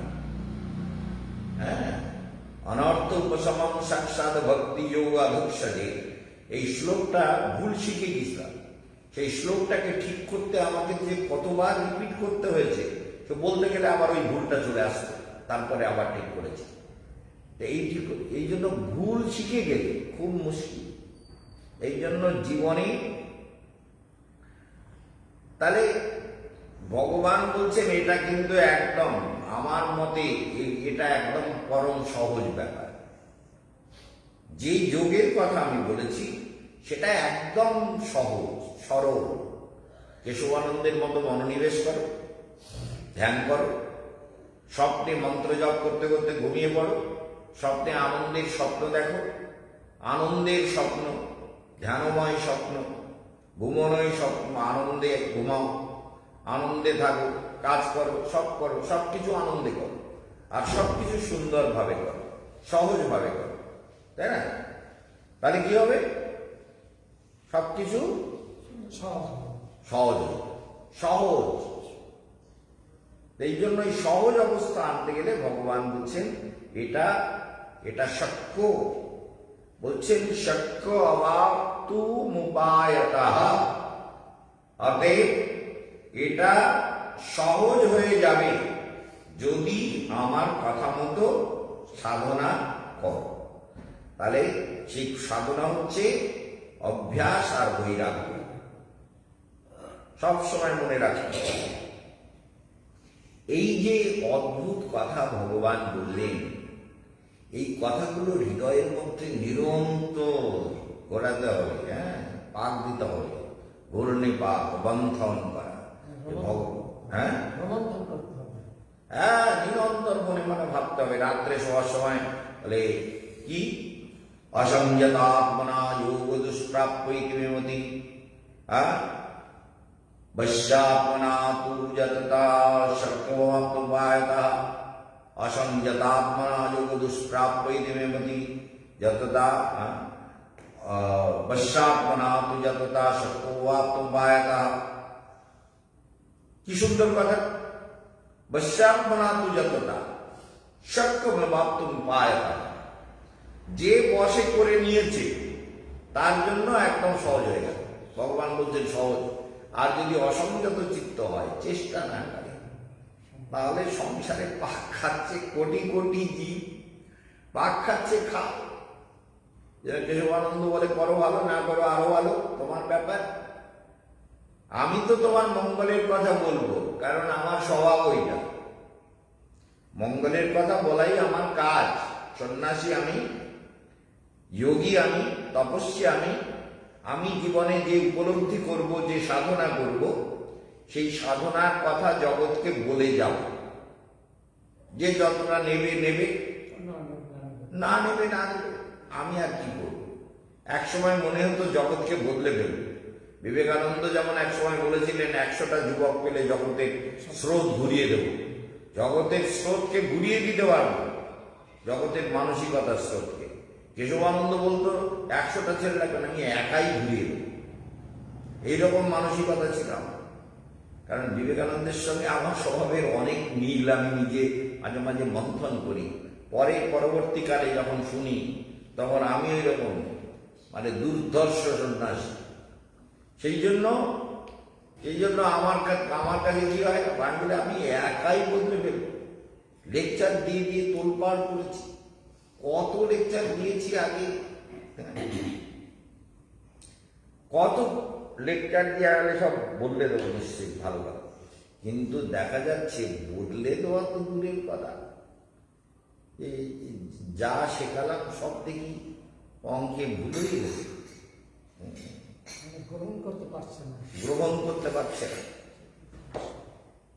জীবকে এত কিছু শিখিয়ে আসলাম, আমি ভাবলাম বোধহয় এরা উন্নতি করছে, এদেরকে আমি শিখিয়ে দিয়েছি, এরপরে এরা চলবে, এগোবে। কিন্তু পরে দেখলাম ভুল হয়ে গেছে। কেন? যত বাজে লোকের পাল্লায় পড়ে ভুল করছে, যত বাজে লোক, যারা নিজেরা সাধনা করতে জানে না, যারা নিজেরা কিছু বোঝে না। যেমন এই যে এরা এসছিল, এই যে রীতা টিতা যারা ফিরে গেল, সুকরঞ্জন রঞ্জন, আমি বলছি বাড়িতে ভাগবত সপ্তাহ পৌষ মাসে করা যায় না। তোমার ছেলের গুরুদেব কি জানে না? পৌষ মাসে গৃহে বলছে ভাদ্র মাস, চৈত্র মাস আর পৌষ মাস, এই 3টে মাসে ভাগবত সপ্তাহ করা নিষিদ্ধ। তা তোর গুরুদেব কি জানে না এখন এই পৌষ মাসে ভাগবত করবে? পৌষ মাসে, আরে 26শে ডিসেম্বর থেকে ভাগবত শুরু হবে ওদের বাড়ি থেকে, কালকে থেকে। তা পৌষ মাস এখন চলছে, এই পৌষ মাসে ভাগবত হবে? বলে তোমাদের গুরুদেব যা বলে বলো, আমাদের গুরুদেব বলেছে আমরা করব। এই গুরুগুলো কিরকম পাঁঠা ছাগল, নিজে জানে না, শিখবেও না, শিষ্যকে গাইড করতে পারে না। এই জগতের এগুলো গুরু, এগুলো এই পাঁঠা ছাগলগুলো গুরুগিরি করছে বলে তো জগতের মানুষগুলো ভ্যা ভ্যা করছে আর ছাগল হয়ে জন্মাচ্ছে, কুকুর হয়ে জন্মাচ্ছে, শুয়োর হয়ে জন্মাচ্ছে। কারণ এই গরু, এই গুরুগুলো তো আসলে পাঁঠা ছাগল। কি করে হয়? শাস্ত্র যেখানে নিষেধ করেছেন যে পৌষ মাস, ভাদ্র মাস, এগুলো আশ্রমে হতে পারে, আমরা এখানে আশ্রমে করতে পারি, কারণ এটা কারোর বাড়ি না। কিন্তু গৃহস্থের জন্য পৌষ মাস, চৈত্র মাস আর ভাদ্র মাস ভাগবত নিষিদ্ধ করা হয়েছে। ভাগবত করা যাবে না গৃহে গৃহে গৃহে। ভাগবত বলেছে, ভাগবত মাহাত্ম্যে একদম পরিষ্কার ভাবে বলা হয়েছে ভাগবত করতে গেলে কি করতে হবে। আত্মীয় স্বজন, বন্ধুজনকে ওইগুলো ভালো মনে রাখে। আজকে রুক্মিণীর বিয়ে গো, শাড়ি টাড়ি দিতে হয়, গয়না টয়না দিতে হয়, একটু কীর্তন করো, রুক্মিণীর বিয়ে হবে গো, ঠেলে উঠলো শালা পাষণ্ড পাঠা। এই 3 মাসে তো বিয়েও হয় না।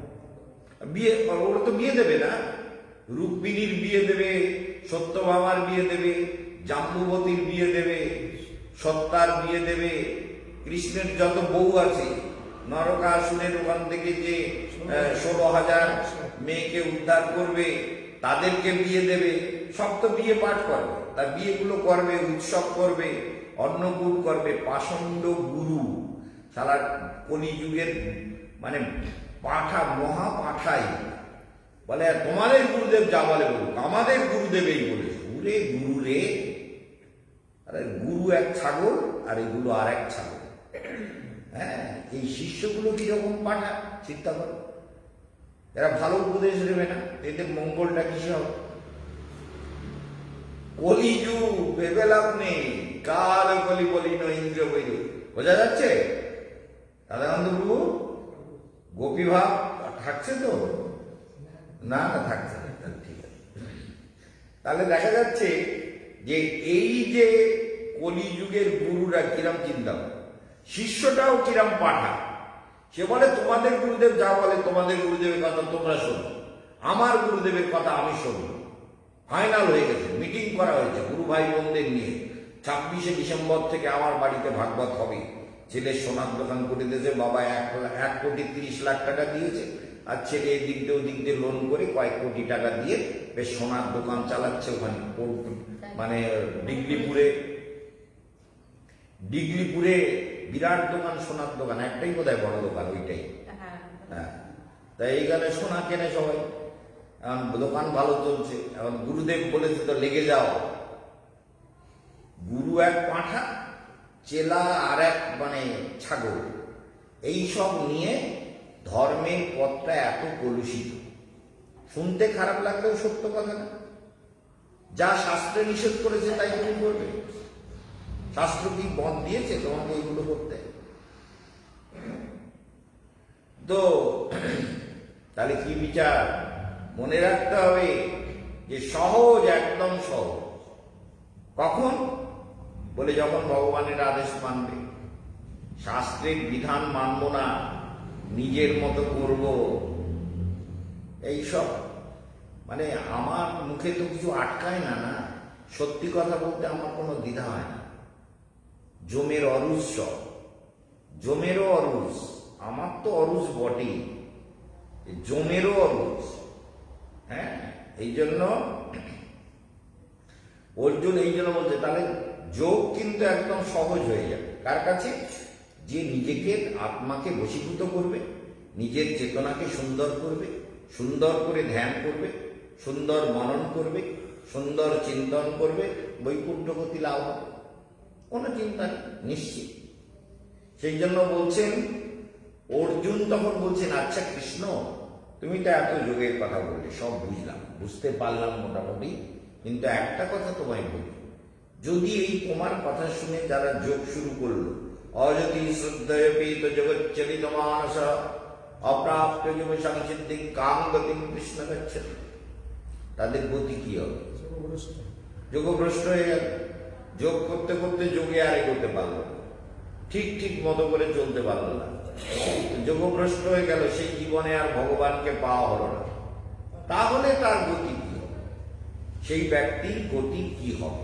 ভগবান তখন ওই যোগভ্রষ্টগণের গতি সম্পর্কে কাম গতি কৃষ্ণ গচ্ছতি, তাহলে দেখা যাচ্ছে তাদের গতি কি হবে, তারা কোথায় যাবে মনে রাখবে, তাদের গতিটা কি হবে আর তারা যাবে কোথায়, তাহলে সেই পরিণাম কি হবে, কি বোঝা গেল? পরিণাম কি হবে ভেতরে বুঝতে হবে, তাই না? কাম গতি কৃষ্ণ গচ্ছতি কশ্চিন্ন ভয় বিভ্রষ্টচ্ছিন্ন ভ্রমিব নশ্যতি, সেসব কালকে পড়া হবে, আজকের আর নয়। তাহলে এই যে কলিযুগে মানুষের মঙ্গল করা সহজ, শুনবেই না। সেই ইয়ের মতো যুধিষ্ঠির মহারাজ আর কৃষ্ণ দুজন বেড়াতে বেরিয়েছিল, বলেছিল কত মনে আছে তো? হ্যাঁ, যুধিষ্ঠির মহারাজ দেখছে একটা ছেলে গাছের উপরে উঠে মধুতে ভালো করে মধুর জায়গা মতো কাটলে ঝরঝর করে মধু করতে শুরু করে। এখন ওই বট গাছে মৌচাক হয়েছে, ওই মৌচাকে আস্তে করে ওই ঝুলন্ত মৌচাকের কাছে দাঁড়িয়ে এরকম করে কেটে দিয়েছে একটু, আর মধু করছে, আর হা করে মনের আনন্দে মধু খাচ্ছে। যুধিষ্ঠির মহারাজ আর কৃষ্ণ দুজনে কথা বলছিলেন, দুজনে গল্প করতে করতে যাচ্ছিলেন। দুই ভাই, মামাতো ভাই আর পিস্ততো ভাই, বাবাতো পিস্ততো দুই ভাই বেশ মনের আনন্দে যাচ্ছিল। এখন ওই মধু খাচ্ছি, কৃষ্ণ আগে আগে চলে গেছে। কৃষ্ণ কি বলেছেন ওইটা নিয়ে যুধিষ্ঠির মহারাজের মাথা পাক খেয়ে গেছে।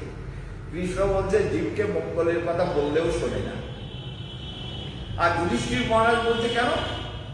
মঙ্গলের কথা জানে না তাই চলে না সেই পথে। জীব জানে না, লোকস্য অজানত, অবিদ্যায় পড়ে জীব জানতে পারে না বলেই তাই জীবের এই সব দুর্ভাগ্য। জানতে পারলে আর কেউ কিন্তু এই পথে বিপথে পাপ পথে অন্যায় পথে যাবে না। বলছে না, ও বললেও শুনবে না। বলে না কৃষ্ণ, বলে কৃষ্ণ বলতে দেখো দাদা বেশি তর্ক করো না, আমি যা বলছি এটাই ঠিক। তখন ধর্মরাজ যুধিষ্ঠির বলছে আচ্ছা দেখি ভাবি। কৃষ্ণ আগে আগে চলে গেছে, আর যুধিষ্ঠির ভাবতে ভাবতে হাঁটার স্লো হয়ে গেছে, অনেকটা পিছনে পড়ে গেছে। পিছনে পড়ে দেখছে ওই সপুরার পেছনে একটা সাপ এরকম বড় ফোনা তুলে সেও দোল খাচ্ছে, সুযোগ পেলেই ছোবল মারে। সাপ বট গাছে কায়দা মতন আছে জড়িয়ে, আর ওরে ছোবল মারবে। আর যুধিষ্ঠির বলছে এই দেখে বলছে এই কি করছিস? সেই পাগল, আরে নির্বোধ, আরে মূর্খ, আরে শোন আমার দিকে তাকা, ওই পিছনে সাপ তোর হাতে ছোবল মারবে, মরে যাবি, শিগগির নেমে আয়, নেমে আয়, নেমে আয়। সে একটু তাকিয়ে নিয়ে আবার খাচ্ছে, হাসছে, ঠাট্টা করছে। যুধিষ্ঠির মহারাজ বলছে আরে মূর্খ, পিছনে সাপ তোরে কামড়াবে, বিষধর ভয়ঙ্কর, মরে যাবি। সে তো শোনে না। এইভাবে দেখা গেল। চল এখন যখন বলেছে, এখন ওই গেট দেখো তো, রান্নাঘরের পিছনের গেট দেখো। হ্যাঁ কি হচ্ছে? আচ্ছা চল। তখন কি হলো? আর সে বলতেছে শালা আমি মধু খাচ্ছি বলে হিংসা হচ্ছে, এই এরকম হাত অ্যাকশন করেছে, পিছনে দিয়েছে ছোবল মারতেই বিষের দ্বারায় বাবারে মারে করে চিৎকার করে পড়েছে নিচে। পড়ে কিছুক্ষণের মধ্যে মরে যাচ্ছে, ছটপট মুখ দিয়ে গাজা উঠছে, ভয়ঙ্কর বিষাক্ত সাপ। আর কৃষ্ণ আর যুধিষ্ঠির মহারাজ লাগছে কৃষ্ণ কৃষ্ণ কৃষ্ণ, শিগগির শোনো শোনো শোনো, কি হয়েছে দাদা তুমি চলে এসো। বলে না তুমি এসো, মহাবিপদ হয়েছে, শিগগির এসো এসো। কৃষ্ণ তাড়াতাড়ি এসে গিয়ে বলতে হ্যাঁ কি হয়েছে দাদা? বলে এই দেখো। বলে ও সাপ তো সাপে কামড়িয়েছে মনে হচ্ছে দাদা? বলে হ্যাঁ সাপেই তো কামড়ালো, আমার চোখের সামনে কামড়ালো। আমি কত করে বললাম, কত করে কইলাম বাছা এরকম করো না, নিচে নেমে এসো, সাপ কামড়ে দেবে, পড়ে যাবা। আমার কথা শুনলো না, এত করে বললাম, আমারও মারতে অ্যাকশন দেখলো, আর সাপটা ছোল দিল আর পড়ে গেল, আর এই মুখ দিয়ে গাজা বেরিয়ে পড়ে যাচ্ছে, চোখ উঠে যাচ্ছে। তা বলছে মহারাজ আপনি ধর্মরাজ, সত্যবাদী যুধিষ্ঠির, কোনোদিন মিথ্যে কথা বলেন না, তা আপনার কথাও শুনলো না কেন? আপনার কথা শুনলো না কেন? তাহলে মহারাজ জীব জেনে শুনেও অন্যায় করে, যাকে বলা হলো এটা অন্যায় তবুও করবে স্বভাব। কলির পাঁঠা, জ্যান্ত পাঁঠা, এদের জ্যান্ত বলি দিতে হবে একদম, বেঁচে চলছে না। কলির পাঁঠা, সেই জন্য এদেরকে বলি দিলে কোনো পাপ হবে না একদম। বোঝা গেছে? কি হলো? এই কি করেছি, তাকে কি করেছে, সাপে কামড়িয়ে মরে গেল। চিন্তা করো, যুধিষ্ঠির মহারাজ এত করে বললো, তা শুনলো না। তা কৃষ্ণ তখন বলছে, মহারাজ আপনার কথা সত্য না আমার কথা সত্য? বলে, না কৃষ্ণ, আমি ভুল বলেছি, তোমার কথাই সত্য। জীব জেনে শুনে বিষ পান করে, জেনে শুনে দুঃখ বরণ করে, জেনে শুনে মায়ার কবলে পড়ে, জেনে শুনে ভগবানকে ভুলে নানান রকম সংসার যন্ত্রণার মধ্যে ঝাঁপিয়ে পড়ে। এইটাই জীবের জীবন। সেই জন্য আজকের এখানেই বিশ্রাম।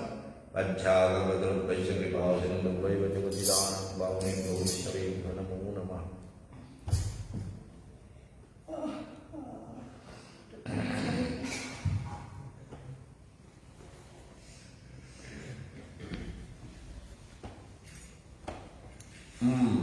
ভস্ত্রিকা প্রাণায়াম শুরু হবে,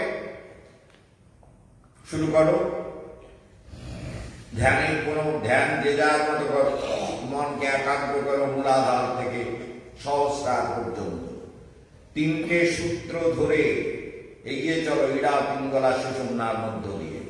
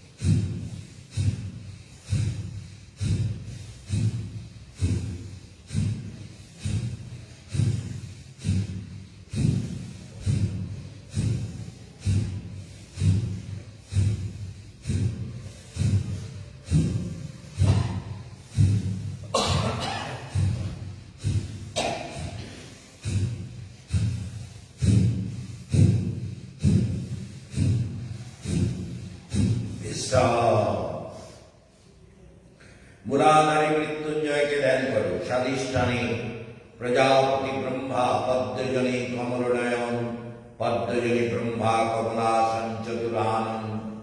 চারটি মুখমণ্ডল যার, সেই সৃষ্টিকর্তা ব্রহ্মাকে ধ্যান করো। মণিপুরে নারায়ণকে ধ্যান করো। এই যোগ ভূমি তোমার জীবনের চরম সাধ্য, মনে রেখো। যোগ ভূমিতে যে যত সমাহিত হবে তার চেতনা তত সুন্দর হবে। যোগ ভূমিতে যে যত মনোনিবেশ করবে তার কুণ্ডলিনী তত তাড়াতাড়ি জাগ্রত হবে। যোগ ভূমিতে যে যত মহাশূন্য চেতনায় পৌঁছে যাবে তত নীল আকাশের মধ্যে নারায়ণের দর্শন পাবে, জীবন ধন্য হবে। সেই শান্তাকারম ভুজগশয়নম পদ্মনাভম সুরেশম विश्वाधारं गगनसदृशं मेघवर्णं शुभांगं लक्ष्मीकान्तं कमलनयनं योगिभिर्ध्यानगम्यं वन्दे विष्णुं भगवभयं सर्वलोकनाथं। ओम नमो भगवते वासुदेवाय। যোগ ভূমিতে নারায়ণের ধ্যান করো, সব দুঃখের অবসান হবে, কুণ্ডলিনী জেগে উঠবে, আনন্দ চেতনা জাগবে। ওই অগ্নি অগ্নি অগ্নি তোমার জ্ঞানাগ্নির যে আবরণ সেটা খুলে যাবে, অগ্নি বিদ্যা লাভ হবে, এবং সেই অগ্নি দিব্য অগ্নি জাগ্রত হবে। সেই জন্য এবার করো অনুলোম বিলোম প্রাণায়াম।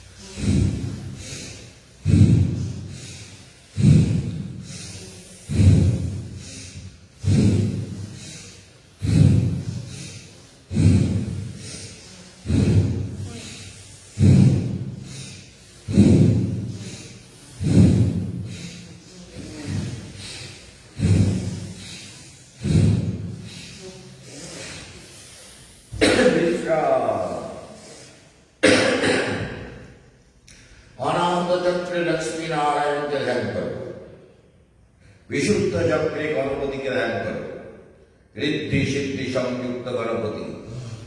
अनाहत चक्री बिंदु पीठे दश महाविद्या नवदुर्गा षोडश मातृका, এদের ধ্যান করো। এরা সবাই তোমার জীবনে নিরন্তর সহায়তা করে চলেছেন। তাদের আশীর্বাদে তোমার জীবনের সব সমস্যার সমাধান হবে। তাদের আশীর্বাদে তোমার জীবন পথ সুগম হবে, সুন্দর হবে, সহজ হবে। তাদের আশীর্বাদে তুমি অশেষ কল্যাণ লাভ করবে। সেই জন্য এবারে করো কপাল ভাতি প্রাণায়াম।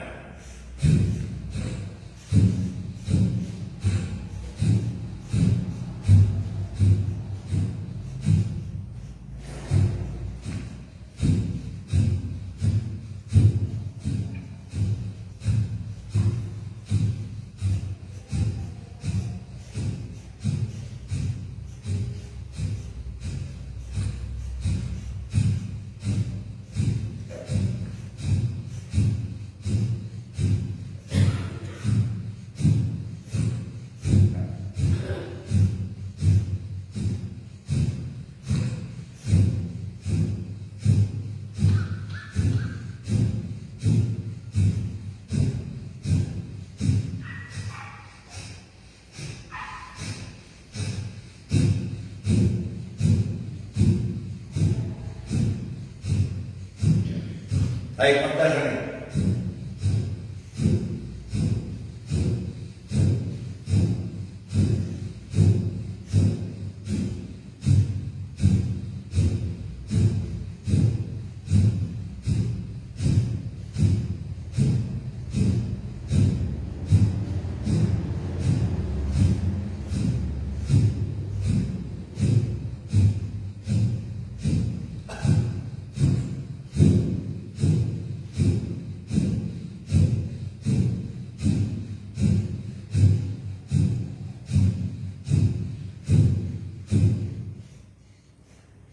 विशुद्ध चक्रे रिद्धि सिद्धि संयुक्त गणपति के ध्यान करो। अनाहत चक्रे लक्ष्मी नारायण, ललाटे राधा माधव के ध्यान करो। दक्षिण ललाटे दक्षिण भागे रामचंद्र, वाम भागे हनुमान। ध्यान करते करते शुरू करो भ्रामरी उज्जाही प्राणायाम।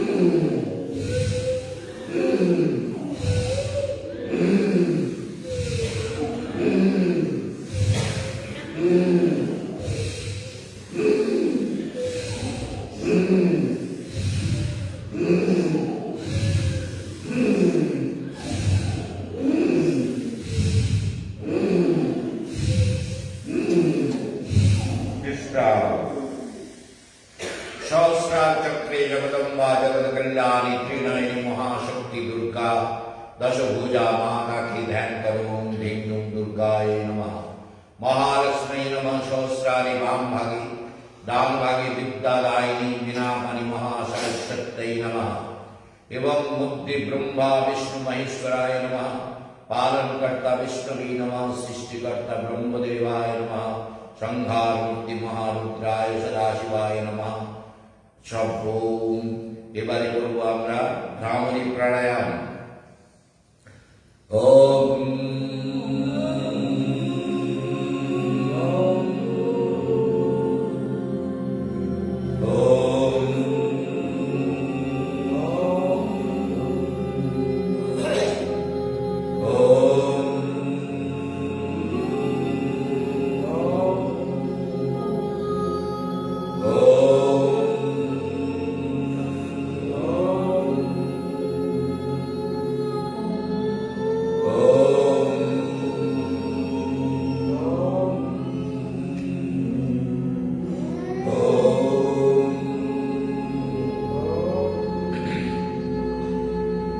ভেতরে দেখো চেতনা শান্ত হয়ে গেছে, আলো জ্বলছে, ভেতরে অপার শান্তি বিরাজ করছে, পূর্ণ প্রসন্নতা। শক্তিকে জোরে টানো আর ধ্যান মগ্ন হও। দেখো তোমার মধ্যে চেতনা কেমন শান্ত রূপ নিয়েছে।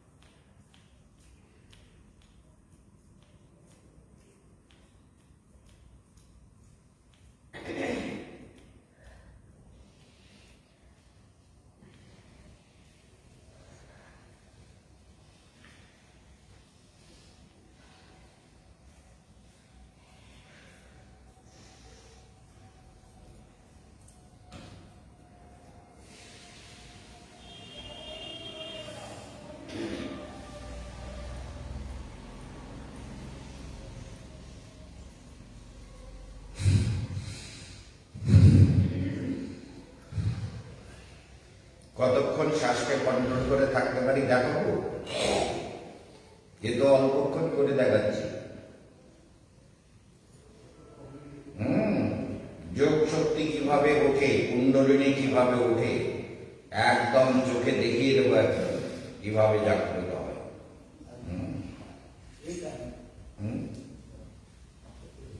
এটা রুম নেবে? দিয়ে দেবো।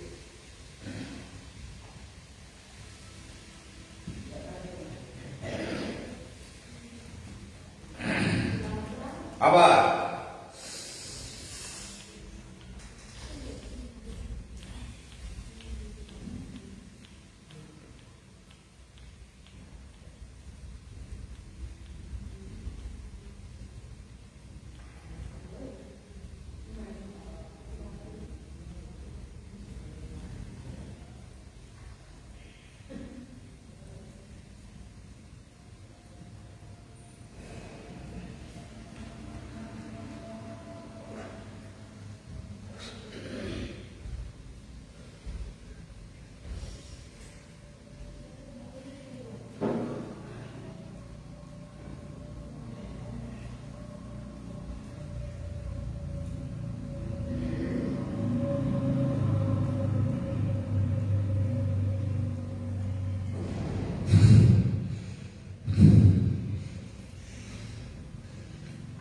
ভেতরে সহজ হয়ে যেত।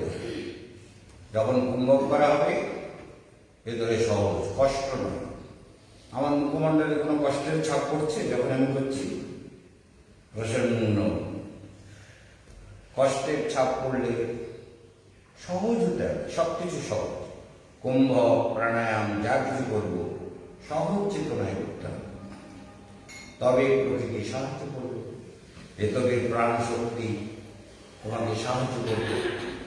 প্রাণ শক্তিগুলো মানে ওগুলো অ্যাসিমিলেট হয়ে যায় বডির সঙ্গে। আমরা এই যে বললাম যে দেখাবো, দেখাতে চাইলে দেখিয়ে দেবো যে হাওয়াগুলো ওই প্রাণ বায়ু ভেতরে যা টেনে নিলাম ওগুলো সারা শরীরে ঘোরাবো, ওগুলো ভেতরে ঢুকতে থাকবে, বাইরে বের করবো না। ওকে বের করে ঢোকাবো হাতে, পায়ে, প্রাণে, নিচে, মূলাধারে, সহস্রারে, ওগুলোকে উপরে আপ অ্যান্ড ডাউন করাতে থাকবো, ওরা ভেতরে ঘুরতে থাকবে, কোনো কষ্ট নেই, সহজে। তোমার কি কি আমাদের হাতে চাই না, বেরোতে চাইলে ওরা তো ভেতরে ঘুরছে, ওদের কাজ দিয়ে দিয়েছে। ঠিক আছে, এবারে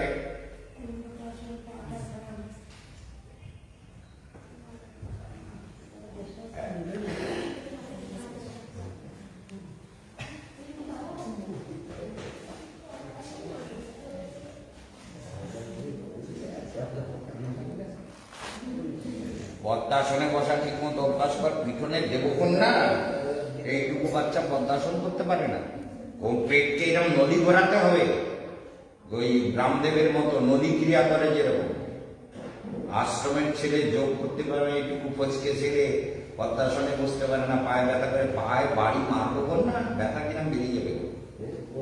সব ইয়েগুলো স্কিপ হয়ে গেছে, কালকে বেশি আপনাকে বলে দেবো তো করছে ওকে। আমাকে হচ্ছে আপনি যে কোনেও আর পদ্মাসন করতে পারবেন না, আপনার কথা বলছি না, আর হবে না। ও যা হোনা হ্যাঁ হো গিয়া, ও হবে তো। আমার কথা শুনলে হবে। একজনকে লাগাতে হবে ফিজিওথেরাপিস্টকে, ও ঠিক পিটিয়ে পিটিয়ে পাকে ঠিক জায়গার মতো এনে পদ্মাসন করিয়ে দেবে, ফিজিওথেরাপিস্ট লাগিয়ে দেবে। হাসি না, একদম সত্যি কথা। ও পাকে এমন করে ম্যাসেজ করে করে এইভাবে মোড়াবে, ওইভাবে মোড়াবে, এদিকে মোড়াবে, তেল মাখাবে আর মোড়াবে একদম ন্যাংটো করে, খালি একটা কাশনি করিয়ে দিয়ে মুড়িয়ে মুড়িয়ে মুড়িয়ে মুড়িয়ে ঠিক করে ফেলবে, তারপরে পা পদ্মাসন হয়ে যাবে। লোক জানা আছে, জানা আছে না তো? জানা আছে না তো? জানা আছে তাই তো বলছে। হ্যাঁ, না জন্য তো বলি না, না মুন্ডকাশ।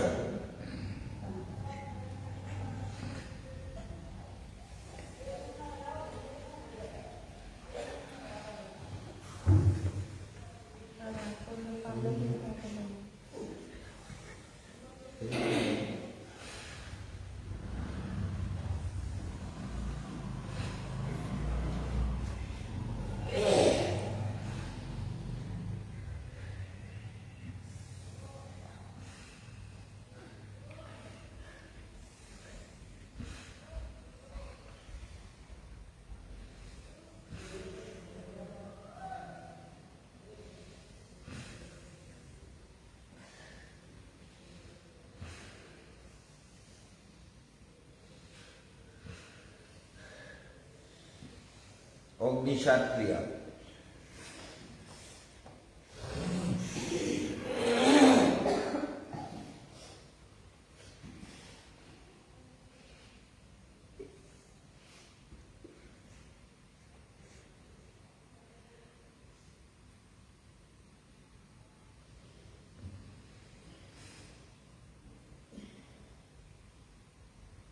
আর একবার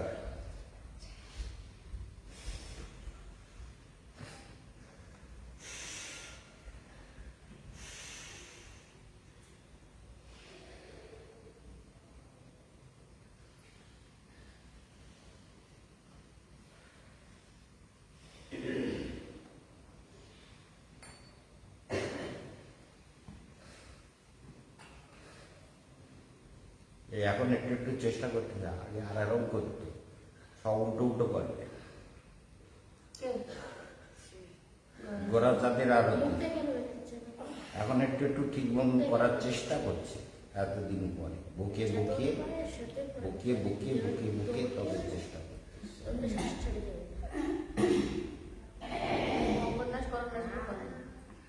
না ওগুলো করবে না, ওগুলো পিতৃপুরুষ নিষেধ করেছে।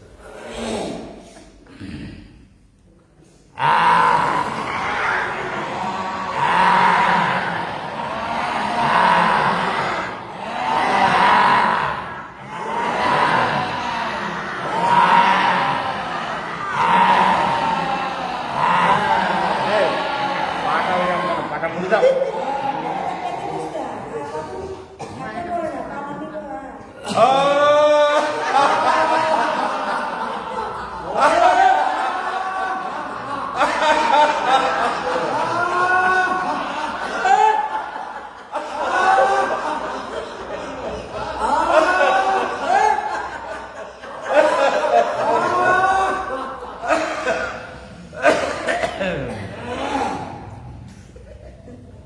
এই মাইক বন্ধ কর, মাইক নামা।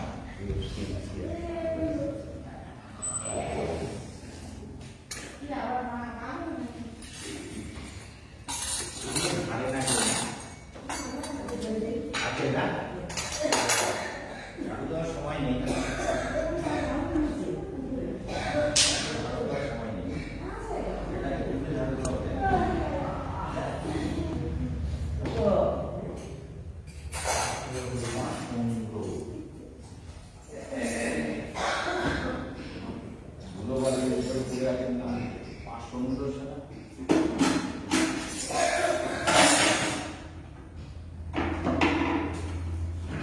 Start.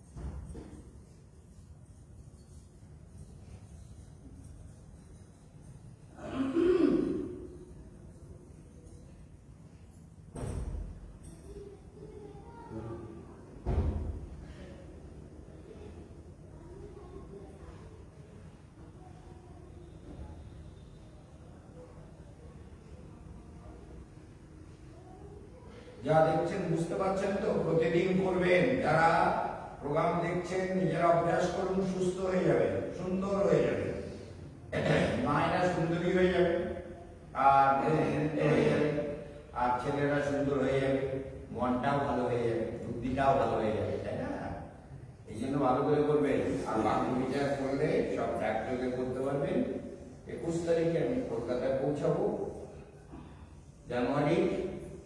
এখন এখানে ভিড় চলছে, মনে রাখবেন 21 তারিখে আমি কলকাতায় আসছি।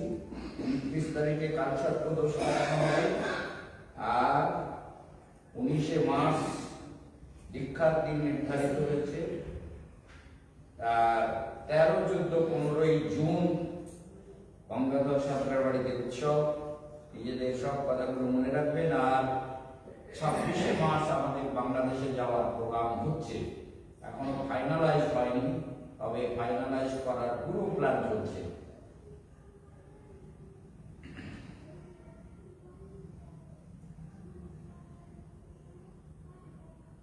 রাজস্থানে সেই অভিজ্ঞ বারবার চলে এসেছে রাজস্থানে। রাজস্থানে ডেল্টা যে আরেকটা এসছে না, অভিজ্ঞ, ওটা পেয়েছে। ওইটা চলে এসছে আমাদের রাজস্থানে বরাবর তো বাটা।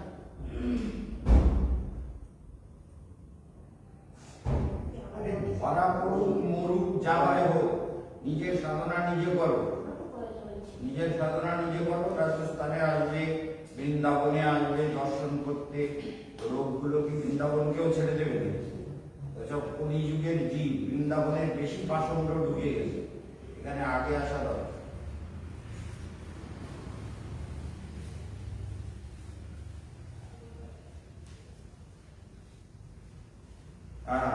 Stroke,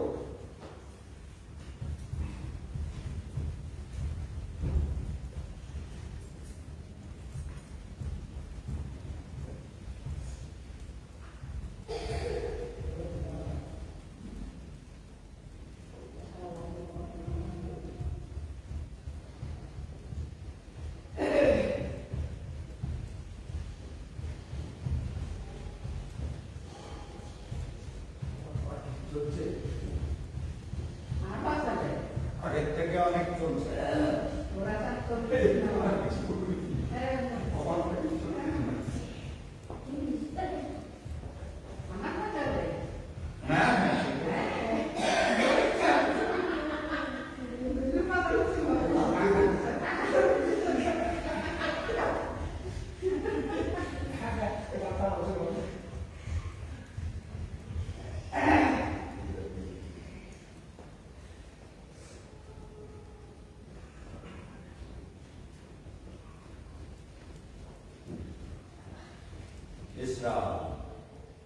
Backstroke.